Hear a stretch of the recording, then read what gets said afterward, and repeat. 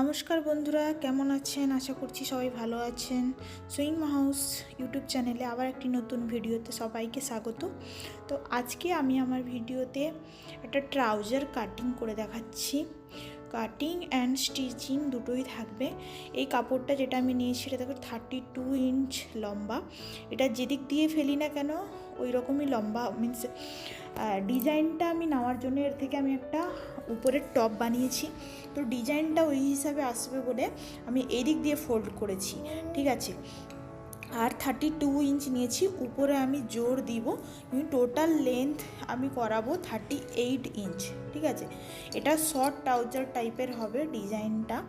তো আমি 32 ইঞ্চ নিয়ে নিয়েছি, নিচের থেকে 2 ইঞ্চি দাগ দিয়ে নিয়েছি, আর সেটা ফোল্ড হবে। আর এটা দেখছেন যেটা হিপ, ঠিক আছে, হিপের 4 ভাগ করে মাপ নেবেন, আর এক্সট্রা 2 ইঞ্চি নিয়েছি।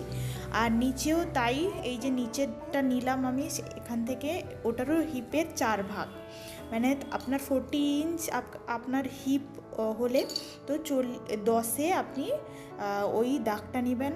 আর দাগটা নিয়ে ওইখান থেকে 2.5 ইঞ্চি ফ্রন্ট করবেন, 2.5 ইঞ্চি ফ্রন্টে দাগ দিয়ে তারপর একটা গোলাই দিয়ে নেবেন, ঠিক আছে। তো এই তারপরে আমি যে নিচেরটা নিচ্ছি 8 থেকে 9 ইঞ্চি আপনারা নিতে পারেন, যতটা আপনারা লুজ রাখতে চাইছেন ওই হিসাবে আপনি নিয়ে নেবেন। তো আমি এখানে 8 রেখেছি, তো আমার হিসেবে।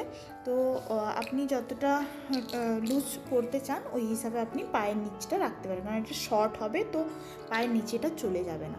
তো এই দাগটা দিয়ে নিয়ে আমি পুরো দাগটা দিয়ে নেব, আর এবারে আমি কাটিংটা করে নেব।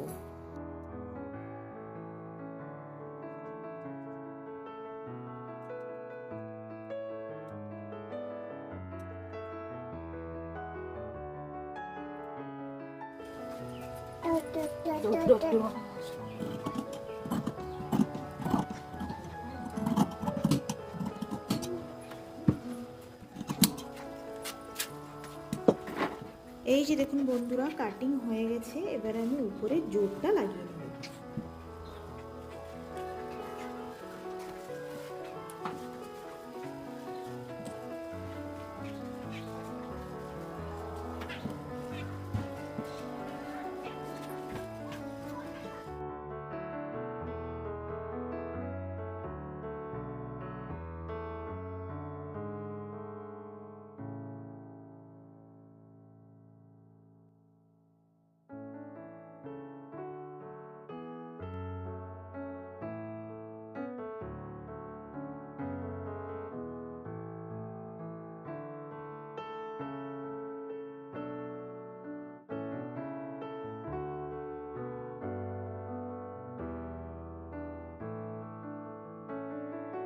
আমারটা আমার সব দেখা যাচ্ছে, এখানে আমার শাড়ি দেখাচ্ছে, এখানে তো জামা দেখাচ্ছে, সেগুলো এ করা যাবে।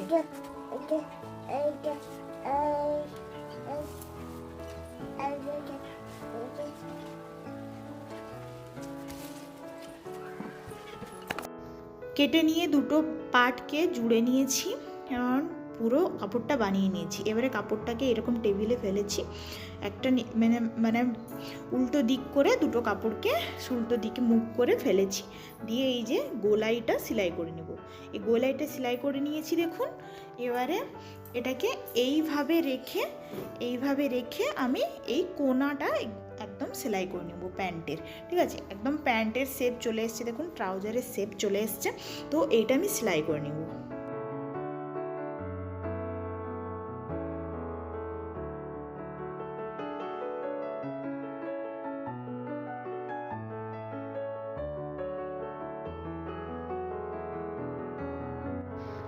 তো আমি এখানে রবার লাগাচ্ছি, মোটা রবার। আপনি সরু রবারও লাগাতে পারেন, নাহলে আপনি দড়ি বানিয়েও লাগাতে পারেন, ঠিক আছে। তো আমি কোমরের মাপটা নিচ্ছি, যেটা আমার হিপ কোমরের মাপ। আমার কোমরের মাপ 38, তো 38কে 4 ভাগ করলে যা হয় তা সেটার সাথে আর 1 ভাগ যোগ করতে হবে। মানে আমার যদি 38 হয়, 9 আরও 9 18 বা 20 নিতে হবে, ঠিক আছে, রবার।